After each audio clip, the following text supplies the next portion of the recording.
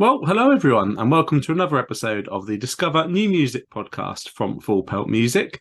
Shortly, we'll be chatting with 1056, who we recently featured over on our Discover New Music playlist on Spotify with their single Traumadoll. But before then, the usual reminders from myself. If you would, please do follow us on social media. We're on Facebook at Pelt and on Twitter and Instagram at Pelt Music. And again, if you would, please do hit that like button, hit that subscribe button, wherever you're watching or listening. Welcome, Aaron from 1056 to the Discover New Music podcast. We're absolutely delighted to have you on. How are you today? Yeah, I'm good, mate. How are you? Yeah, absolutely delighted to have you on. Really been enjoying what we've heard from the band so far. And we're going to talk to you a little bit about that in the next sort of, 10, 15 minutes. But before then, we always start the podcast with the same feature, which is the introduction, because it is the Discover New Music podcast for people to discover new music. So we always start off with what we call the origin story. Okay. How did 1056 obviously come together for you, really? Obviously choosing to leave your previous bands. What is the story behind 1056? Ooh.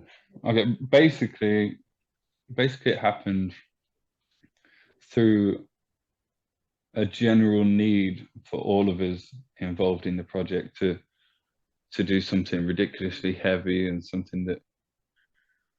to basically have a band where we could have live performances that were a little less strenuous and just a little bit more fun.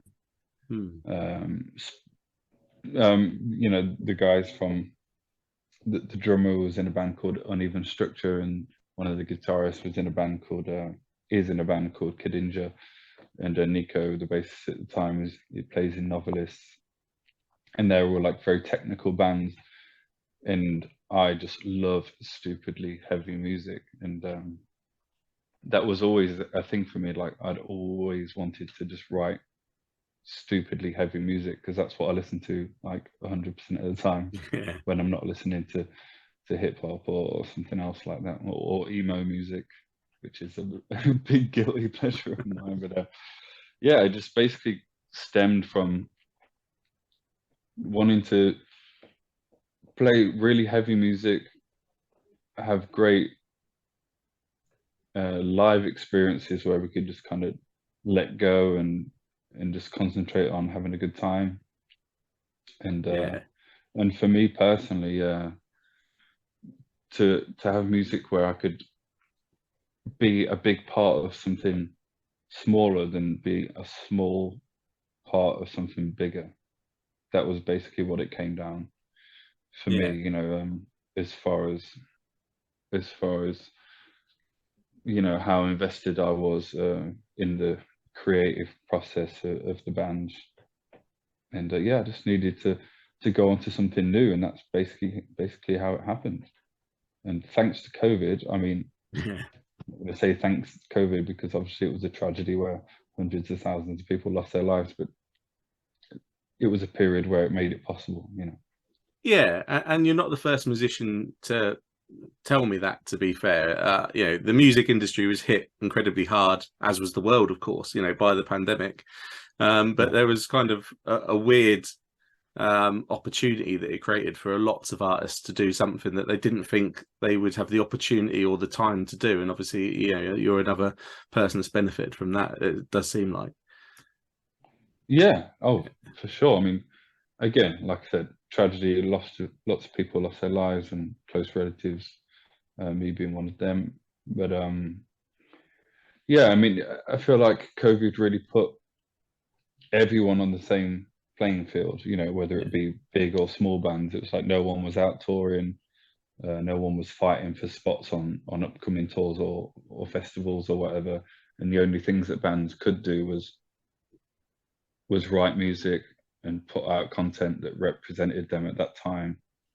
And that was, yeah, it was really perfect time for 1056 to come to fruition. I guess we all had the downtime that we needed to make the right decisions and to plan the project out the way that we wanted it. We wanted it to come out as, and yeah, just to not make the same decisions because we've all of us in the band, we've all been through the ringer with previous projects and labels and managements and all that shit. And it was really important for us to make sure that we take it not slowly, because obviously everything's been happening pretty quick, but yeah, just to make the right decisions. And yeah, sorry, I'm babbling, but basically basically that whole COVID situation, that whole period of time was a good opportunity. I'm throwing up. Exactly, and like I say, it was obviously, as you've identified, a horrible time for the world, great deal of loss, and obviously not something that we want to spin in a positive light. But you're not the only artist that has had something positive come out of that darkness, which is nice to hear those stories. To be fair, after everything we've been through, which is great. And obviously, you've come out with a load of new music over the last year or so. We want to talk to you right now about Traumadoll. That's the song that we featured over on our Discover New Music playlist, which accompanies the podcast. So what can you tell us about that song? Okay, Traumadoll. Okay, so we put it out, Traumadoll plus RLS. There's in the music video, but again, that's a different subject. So Traumadoll, I mean, it was a really vulnerable subject for me. Basically, during the period of COVID, the partner that I was with at the time went to Kenya for work and got stuck there for a long time, and I'd been left with a lot of prescription painkillers from a previous surgery, that I was just taking things that I shouldn't have, and I ended up developing a pretty serious opioid addiction, which was absolutely awful. I wish that on nobody. And yeah, Traumadoll, the subject matter in itself is just talking about the pains that come along with that, and the thoughts that come along with them, with withdrawing from substances like that. And also basically just this general sense of discomfort in society, and anxiety and insomnia, and just a lot of personal feelings that I've had as long as I can remember, really. And I'm really lucky that in 1056 I get to express these feelings without any barriers, and luckily to have a label and bandmates that back us up and allow me to express whatever I want and say it however I want. Really lucky to have that. Yeah, I mean, not the most uplifting subject matter, but sometimes, like I said before, people benefit from just hearing that people are going through the same thing that they're going through. I mean, 100%. It's all nice and peachy to say, oh, this is happening, but everything's going to be fine. That's nice to hear and stuff, but that's just not how it works. And I think most of the time it's more beneficial for people that are going through stuff just to hear that other people are going through the same thing. Yeah, definitely. I agree 100% with that. And I guess, for you as well, is there an element of, therapy, is it a therapeutic thing for you to be able to put that into your art? Oh, absolutely. Yeah. Definitely. Yeah, I've never tried the whole therapy thing, which is probably something that everyone should try. But yeah, I guess it's a generational thing and an English pride thing. No, don't do that. Yeah. But yeah, I mean, I guess I was rather limited in my previous band, just because the values and the values of the band and what they wanted to talk about had already been set before I joined the band. So I had to take into account every band member and the values of the band, and the things that I could talk about and the way that I could spin them. Whereas in this band, like, I'm really free to say whatever I want, and I didn't realize it at the time, but just being able to write the thoughts down is a therapeutic thing for anyone to do, musician or not, you know. Let alone writing it down and then getting to record it and then sing it live.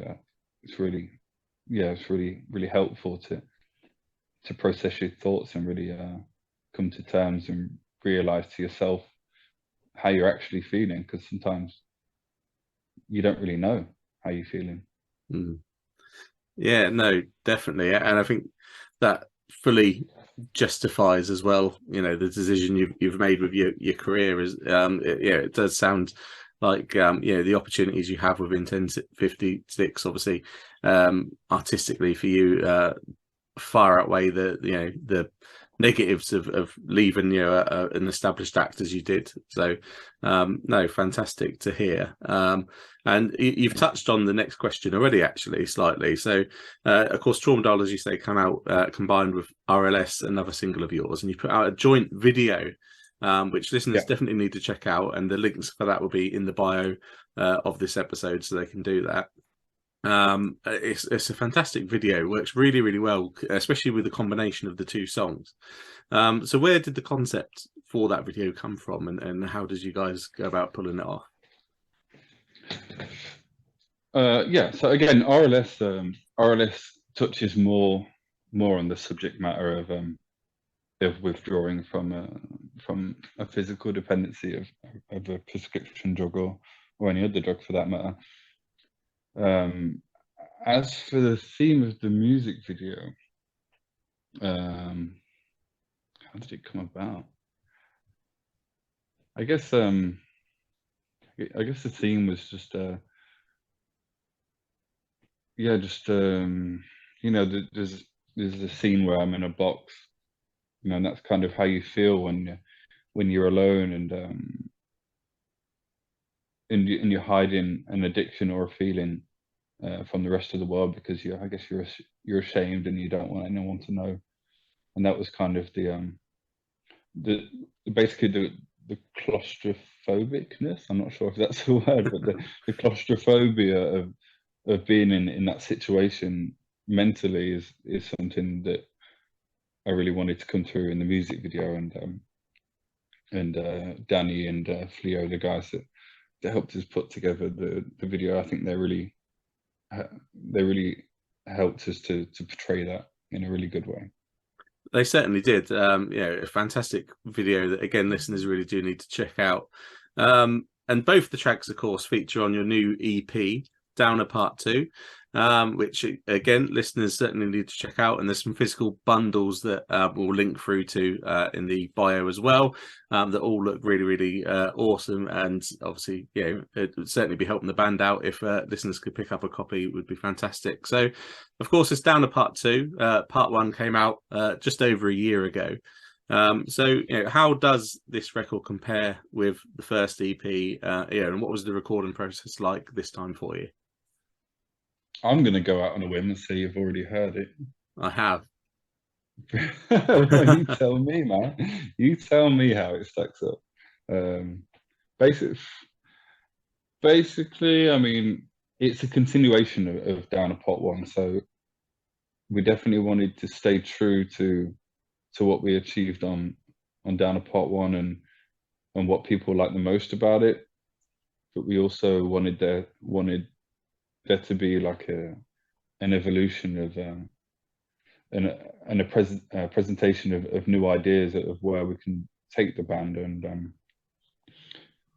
we're lucky in a sense that we're still like a relatively new band, so yeah, we're still kind of in control of how we want people to perceive us as a band. You know, we're too new to be pigeonholed. Yeah, you've got a freedom. Yeah, exactly. Yeah, I mean, when we put out that Traumadoll RLS song, I think somebody, you know, I read through the comments and stuff, and people was like, "Oh, what's RLS? What's this shit? This isn't 1056." Like, oh, yeah, it is.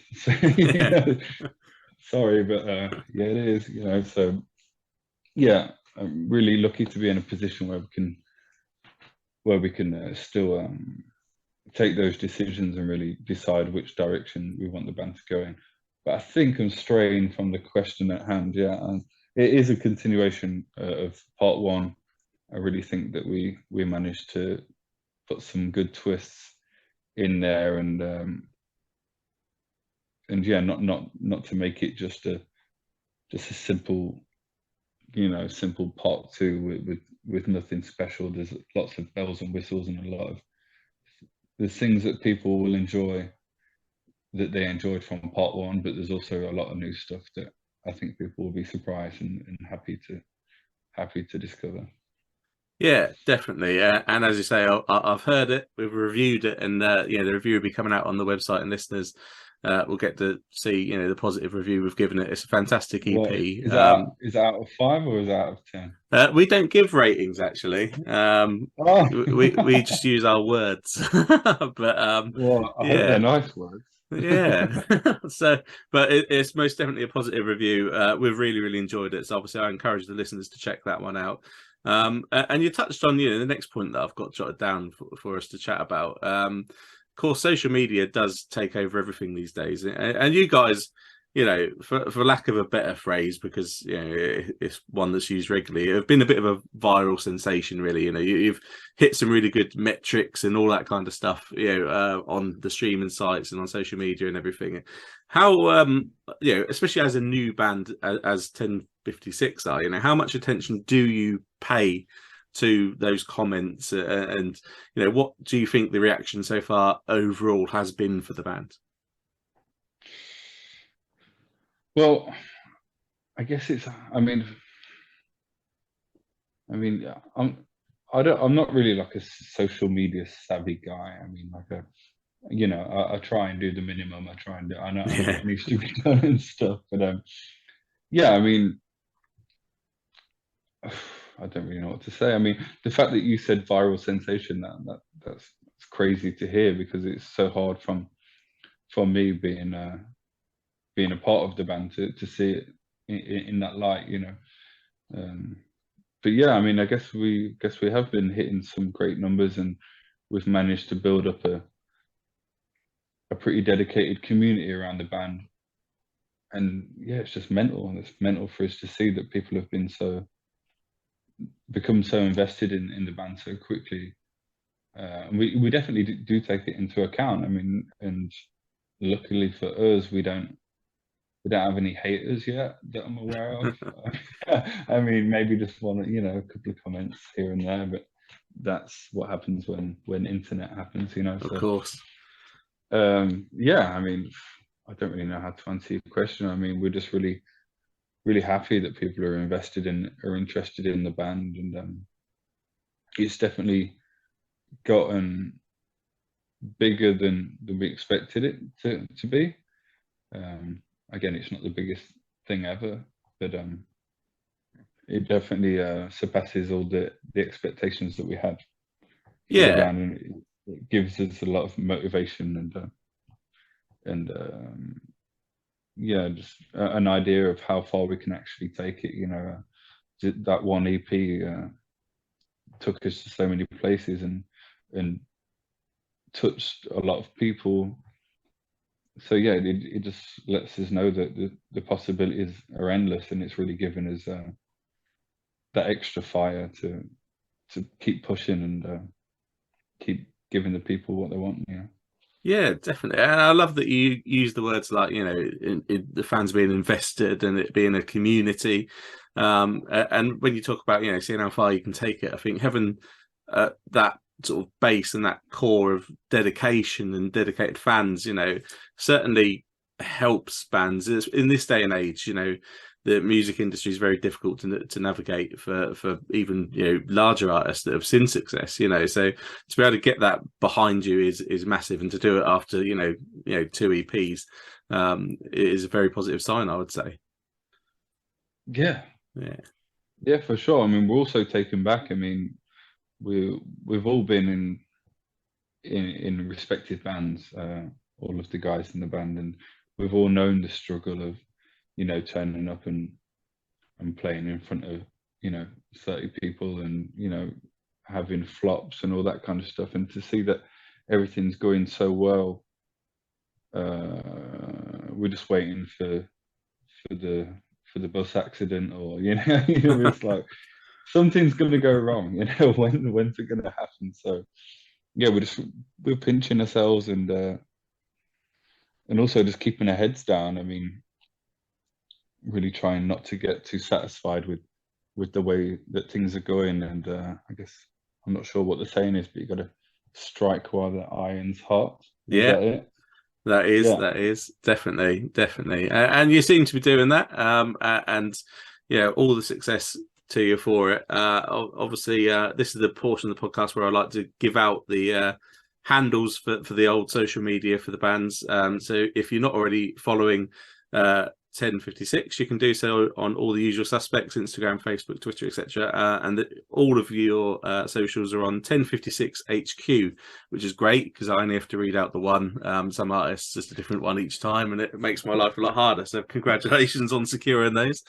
Plug mine too. I'm crap on social media. I need it. Go for it, Aaron. What are yours? It's just Aaron Matts. It's just my name. Oh, I don't know excellent. why I said Aaron. I only said Aaron because you said it, but it's Aaron. It's just Aaron Matts. Aaron Matts. Oh, well, apologies. I'll make sure I get that right for now. But so Oh, don't Aaron worry. Matts. I was Aaron through the whole of school. Like the first teacher said Aaron, I'm like, yeah, fuck it, that's me. Bless you. I'm And I actually know A1. someone in the same situation, actually, who's always been called Aaron, but is Aaron. So yeah. No, excellent. So make sure listeners obviously checking out the social media, because that's where we're going to keep up to date on everything coming from the band, including live shows, which moves us on to the next subject. You're going to be hitting the road imminently for a plethora of dates. You've got headline shows, you've got support shows with Alpha Wolf and playing with King 810 as well. How excited are you to be getting back on the road, especially obviously after the last couple of years of just nothingness? So Super excited. Yeah, so this is our first headline tour. I mean, it's not our first headline shows. We've done, I want to say, 3 headline shows, all of which sold out. So we were like, minds blown, holy crap. Yeah, so really, just really excited to get out on headline shows and play these tracks on Down a Part 2, which is going to be really awesome. See how they go down live. Then to finally play a set that's longer than 25 minutes, because after the part 1 we got booked on so many shows, but we were like, but we only have 5 or 6 songs to play, so we're just doing that. And then we went out with Landmarks, which was great, so that was really good. So we definitely got the feeling of what it's like to be on tour, and that was such a great experience. And the vibe between us all in a tour environment is just awesome. So we know it's just going to be a good time.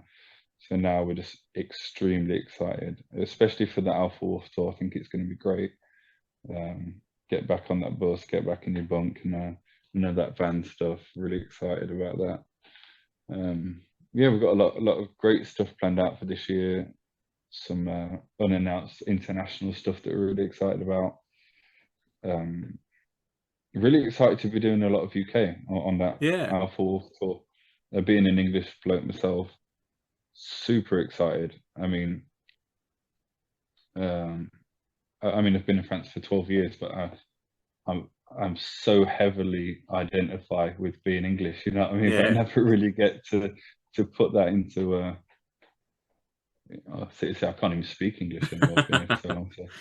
But you never really get to, fully live that experience. So yeah, really, really happy to be playing UK, and the UK has been showing 1056 a lot of love. So yeah, just really excited to get over there and soak up the culture and the banter and everything. I love being back there.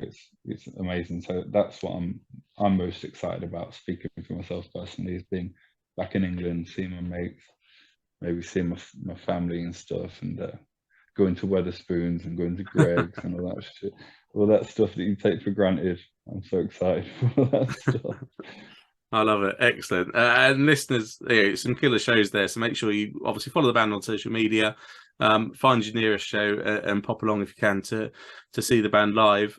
If you can't do it on the shows, then there's festivals coming up in the summer as well. I noticed you've got Hellfest amongst others, which obviously is the biggie in France. You must be really looking forward to that. So if anyone stumbled across this podcast, that are not familiar really with 1056, and they're going to be at one of these festivals you're playing at, why would you say, get your salesman hat on, why would you say someone should come and check 1056 out at one of these festivals?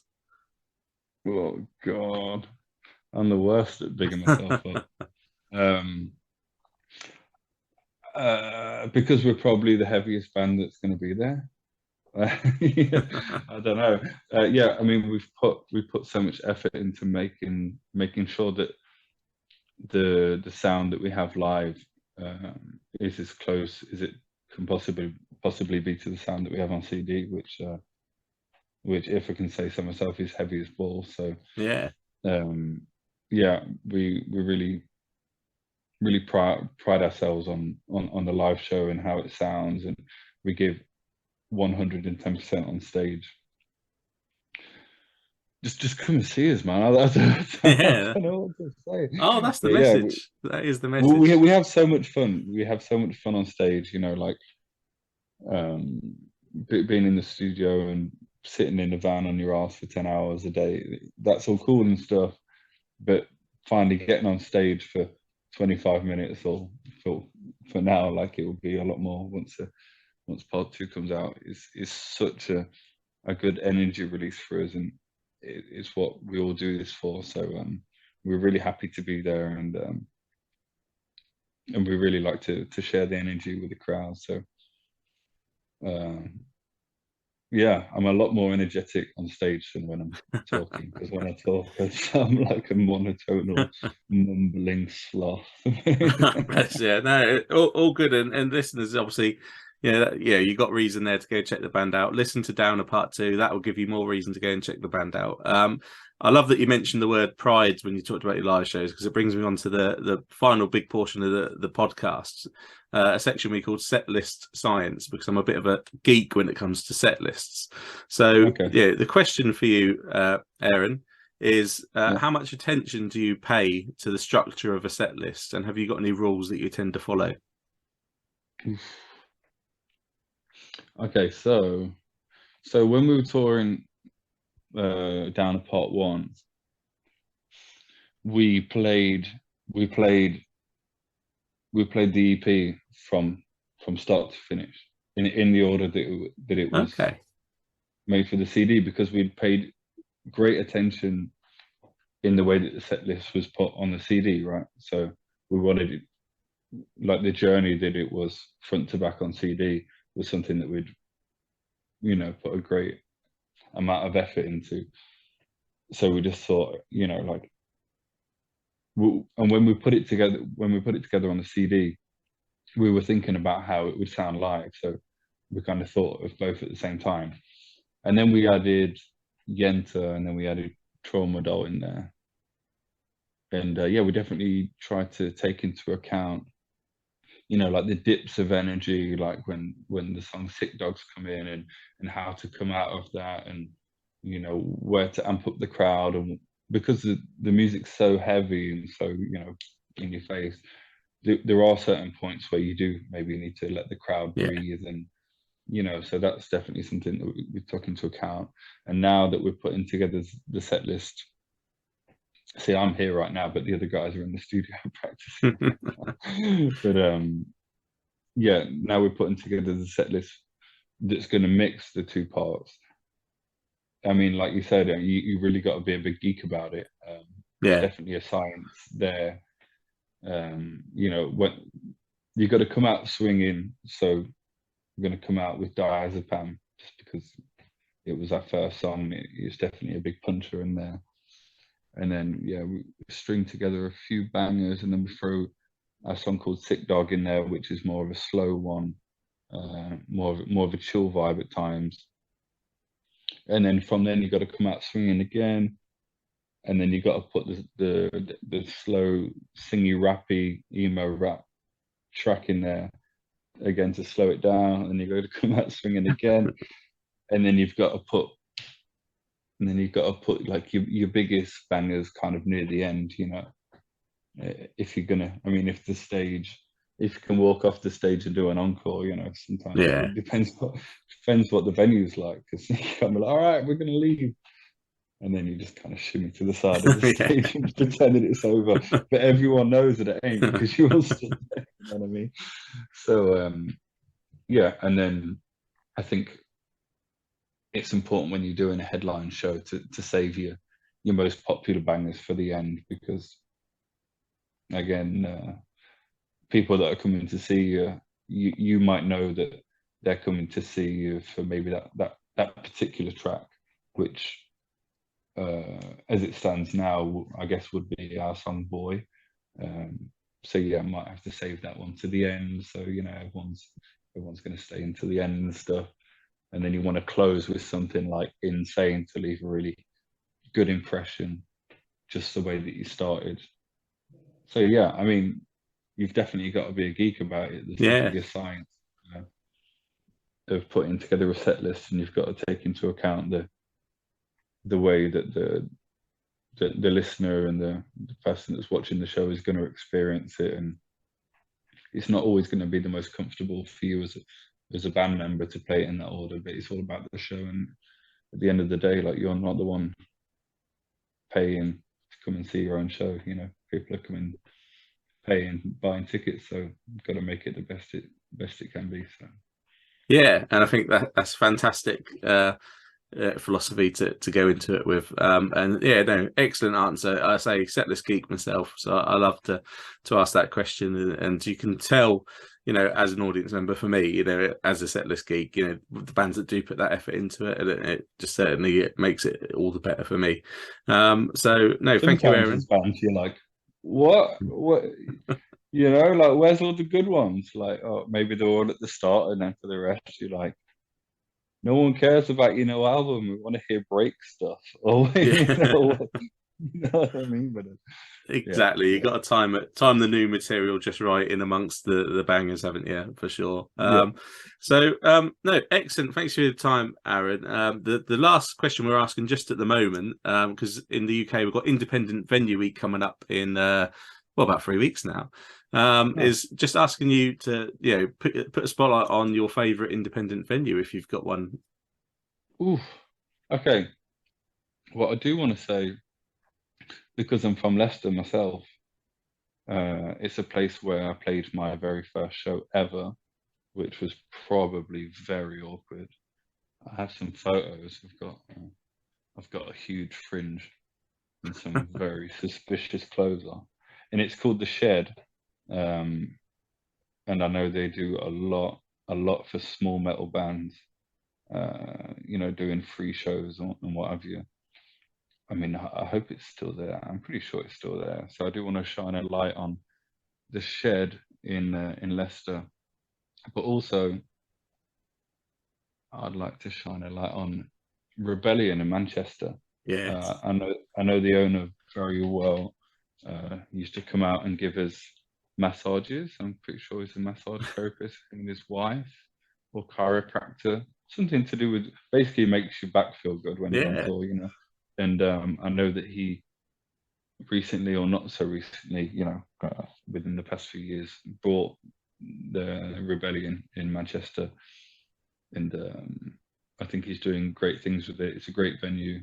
Um, we played there recently on the Landmarks tour, and him and his team treated us all really, really well.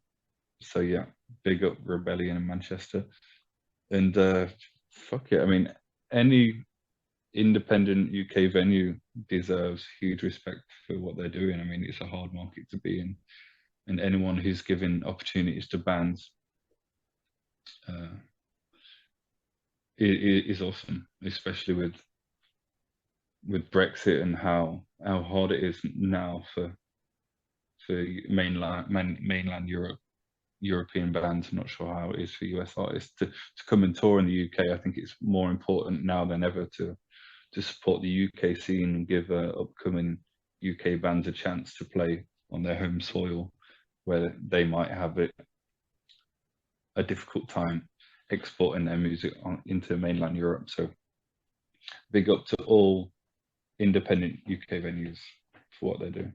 Excellent, and I echo them sentiments completely. Yeah, tough times out there for everyone at the minute, and especially independent venues aren't really, the owners of those venues aren't really doing what they're doing to make money. Let's face it, they're doing it to support the music, and they deserve all the respect in the world for that. It's been excellent chatting to you, Aaron, about 1056. I see big things in the future for the band. And again, listeners, definitely follow them on social media, 1056HQ, wherever you partake in your social media, to keep up to date with everything coming from them. So, Aaron, what would be your final message for the listeners today? Well, I want to say it's been a pleasure speaking to you too. It's been great. Thank you. Thank you for having me on. And for the listeners, well, thanks for listening. Huge amount of love to the UK. Like I said, I have a great deal of pride in being English, and having the UK showing so much love to 1056 means a huge deal to me, not only to me, but to the rest of the guys in the band. Please come and see us at a show. Please come and talk to us. We're probably the most awkward people in the room at any point. So please don't be afraid to come and say hello. And for those who have already heard the band, thank you for your support. And for those who haven't, please give us a listen. And thank you very much. Appreciate you all. No, thank you, Aaron. Well, thanks everyone for listening. I really do hope you enjoyed that chat there with 1056. Make sure you follow the band on social media to stay up to date with everything coming your way. And also, while you're there, please do follow us on social media. We are on Facebook at Full Pelt and on Twitter and Instagram at Full Pelt Music. And again, if you would, please do hit that like button, hit that subscribe button, wherever you're watching or listening, because we'll be back very soon with another episode of the Discover New Music podcast.